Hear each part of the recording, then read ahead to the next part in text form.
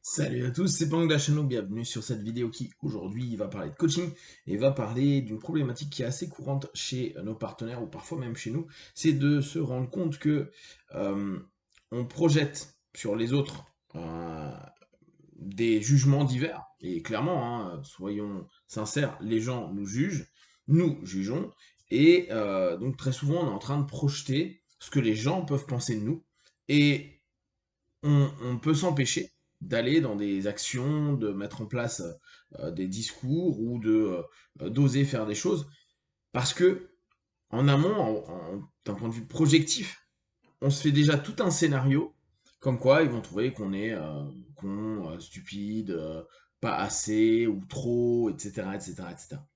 Ce qui est assez intéressant, c'est de pouvoir s'interroger sur soi-même, à se dire, mais est-ce que moi, je me trouve con, stupide, trop ou pas assez? Et ce qui est fréquent, quand on pose la question à des partenaires en session, c'est qu'ils vont te dire, bah si, moi je me trouve vraiment très con, ou vraiment pas assez, ou trop ceci ou cela. Et il y a un lien qui est intéressant. On pourrait se dire, oui, c'est l'effet miroir, etc. Oui, bien sûr, mais c'est pas ça qui est intéressant. Ce qui est intéressant, c'est de se dire, attends mec, t'es en train de te valider que t'es un con. Tu dis toi-même que, bah ouais, t'es comme ça, t'es pas assez ou t'es trop. Et ça te dérange que d'autres personnes que toi, alors que toi, t'es persuadé de ça, le pensent. C'est un peu étrange. Comment ça se fait que si toi, tu estimes par exemple que t'es mauvais en vélo, s'il y a des gens qui jugent que t'es aussi mauvais en vélo, ça te touche pas vu que tu sais que t'es mauvais en vélo. Exemple que vous connaissez, moi, je suis un cuisinier hors pair pour déballer et mettre au micro-ondes. Mais si les gens me disent ah putain, Pank, ta cuisine elle est dégueulasse, je vais pas m'offusquer que des gens me disent ça, sachant que même si j'ai fait des efforts de malade, ma cuisine sera dégueulasse. Donc, dans l'absolu, le sachant, bah, c'est juste un lien de cause à effet. Je cuisine mal, très mal, et des gens me disent que je cuisine mal, très très très très mal. Bah, c'est normal, et la plupart du temps, le lien devrait être euh, plutôt même humoristique à un moment donné, à se dire, bah oui. Ce qui serait plus troublant d'ailleurs, ça serait de dire, d'entendre quelqu'un qui dit ah bah si, ce que tu fais c'est super bon. T'es sûr? Donc, dans cette démarche, il y a quelque chose d'intéressant à prendre en compte. Est-ce que, dès lors, quand on dit ouais mais je suis trop ceci, pas assez cela, réellement, c'est ce qu'on croit au fond de nous. Et c'est là où il y a des choses que je trouve assez géniales, et notamment avec une petite intervention égotique, c'est que on se dit où on veut vendre aux gens quand on parle avec, ouais, mais moi, tu sais, je suis pas assez bon, ou je suis pas bon là-dessus, ou je suis mauvais dans tel ou tel élément de la vie, ou j'ai tel ou tel défaut. Donc tu vends, tu fais un speech, tu deviens un vendeur de ton identité, ou en tout cas de ton masque. Et quand on valide ce que tu dis, t'as ta petite voix à l'intérieur qui dit ouais, mais pourquoi il valide ce que je dis? Connard, va. Euh, alors que toi-même, tu, tu es le premier à faire du marketing dessus. Et cette injonction contradictoire, elle est assez intéressante parce que on sent qu'il y a un moment, un truc, un vrai mismatch où tu vends quelque chose, on te rend en gros le retour de ta pub, et là, bah, t'es pas ok avec le message. Alors, c'est certainement là où l'ego, ou le mensonge, ou il y a autre chose derrière le masque, et on le sait très bien, qui d'un coup te dit, bah, ouais, mais pourquoi il me dit ça? Il a pas à me dire ça. Ou il y a que les personnes qui me connaissent qui peuvent dire ça. Ah, pourquoi? Et c'est interroger le partenaire à ce moment-là à se dire, mais en réalité, tu te vois comment? Peut-être que tu vends que tu n'es pas bon pour faire du tennis, mais qu'à l'intérieur de toi, tu te dis, tu serais suffisamment bon pour battre le gars qui est en train de jouer, ton copain, tes enfants, des amis, n'importe quoi.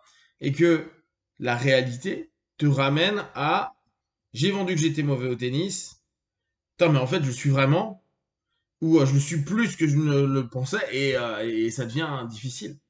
Alors que si tu admets tes qualités et tes défauts, c'est pas un problème.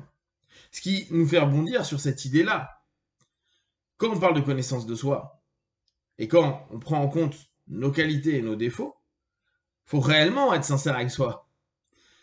Souvent dans les bouquins de dev perso, les auteurs ils disent demandez à des potes ce qu'ils voient comme qualité et comme défaut de vous.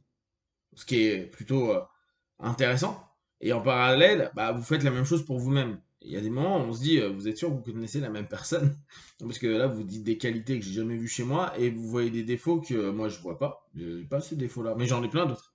Et c'est là où on se dit, ok, est-ce que d'une part, je me connais ou peut-être qu'on se connaît très bien et que les autres ne perçoivent qu'une chose. Et c'est là où on doit se poser une autre question, à se dire, est-ce que je joue pas trop un jeu?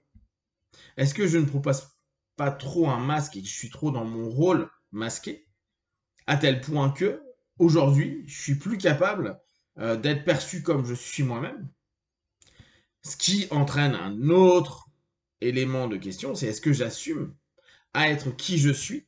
Et dans l'accompagnement et le développement perso, on se rend vraiment compte que il y a énormément de personnes qui disent oui, mais moi, on m'aime comme je suis, ou allez vous faire voir, vaut mieux être sincère avec soi plutôt que mentir, se mentir à soi-même, blablabla. Mais de facto, c'est pas vrai. Tout simplement parce qu'on est des animaux sociaux et que on a compris, et même si aujourd'hui on est au XXIe siècle et qu'on est devenu très individualiste en Occident et notamment en France, euh, on est programmé pour être en groupe, on est programmé pour se mettre ensemble, on est programmé pour que justement on puisse trouver des moyens de séduire les autres, de se faire accepter avec une compétence ou qu'elle soit physique, psychique ou émotionnelle, pour ne pas se faire rejeter, parce que le rejet égale la solitude, et la solitude égale le danger. Et le danger, fondamentalement, c'était la mort. Donc, pas cool. Donc, bien sûr que la plupart du temps, les gens ne cherchent pas à être vraiment eux et montrer qui ils sont réellement. Parce que, d'une part, personne n'en a rien à foutre. Deuxièmement, il faut que ça serve aux différents groupes dans lesquels on est. Peut-être qu'avec certaines personnes, tu peux être vrai, authentique. Pour d'autres, c'est pas le cas. Et dès lors, c'est là où ça commence à devenir intéressant. Se poser la question de pourquoi on utilise tel masque.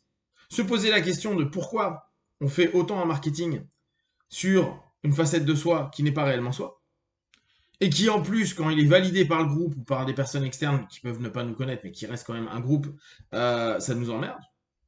C'est nous qui avons fait le business autour de ça, mais on n'est pas content du retour sur investissement. Bizarre. Et à partir du moment où on commence à assumer, à admettre ce que l'on est et ce que l'on vend, que ce soit masqué ou pas, il y a quelque chose à simplement prendre en compte et se dire, je suis responsable de ce que les autres peuvent percevoir, surtout si j'ai pas arrêté de dire je suis un connard ou je suis pas assez ceci ou trop cela. Et à ce moment de réflexion, il y a à aller rechercher qu'est-ce que l'on veut réellement de nous et pourquoi on se crée des histoires en nous pour avoir une espèce de j'allais dire, de conte intérieur, de storytelling de nos vies, qui parfois vont empêcher de sortir, de voir du monde, d'oser, ce que je vous disais au début de vidéo, et continuer une plainte. Alors la plainte peut être une stratégie sociale aussi pour exister, mais avec soi, il y a tout ce travail qui est sympa à aller faire, de se dire, bon alors, en réalité, je suis plutôt ça, je vais tenter de vendre ça. Les gens me disent que je suis ce que je vends, bah, développer un lien de congruence, oser la congruence, dire bah c'est vrai, c'est pas agréable, mais c'est vrai. Et la congruence, par essence, permet d'énormément libérer les actions, la parole, etc. Parce que en fait, tout semble beaucoup plus aligné, même si c'est pas toujours agréable. Et ça, on peut vraiment le garder. C'est pas parce qu'on est congruent que tout ce qu'on vit est agréable à vivre ou à entendre ou à percevoir. Si vous avez des questions et des remarques, partagées sur Facebook, YouTube, j'y répondrai le plus rapidement possible. Et comme d'habitude, de tout ce que je propose, ne prenez que ce qui est bon juste pour vous tester, observer, analyser et conclure. Be one, ciao.